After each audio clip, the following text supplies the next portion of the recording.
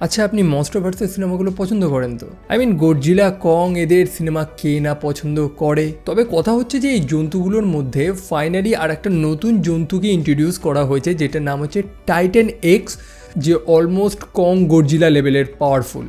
যাই হোক, এই টাইটান এক্স নিয়ে যখন কথা হচ্ছে, এটাও একটা এনশিয়েন্ট ক্রিচার, এক টাইপের সি ক্রিচার, সমুদ্রের একটা জন্তু। তাকে আবার এক টাইপের মাইথোলজির সাথে কানেক্ট করেছে। বহু মানুষ বিশ্বাস করে যে এটা একটা পবিত্র প্রাণী বা পবিত্র জন্তু যারা সমুদ্রে মাছ এনে দেয়। মাছ বলতে জেলেদের একটা কমিউনিটি রয়েছে, ফিশারম্যান, যারা মনে করে যে এই প্রাণীটার কারণেই জলে মাছ রয়েছে এবং জলে মাছ থাকলে অবশ্যই এই জেলেদের পেট চলবে। তো সেই কারণেই তারা সেই বৃহৎ ক্রিচারটাকে পূজ্য করতো। এবং টু বি অনেস্ট, এই ক্রিচারটা একদমই খারাপ না, এটা একটা ভালো ক্রিচার এবং সে সত্যি গডজিলা কং লেভেলের পাওয়ারফুল।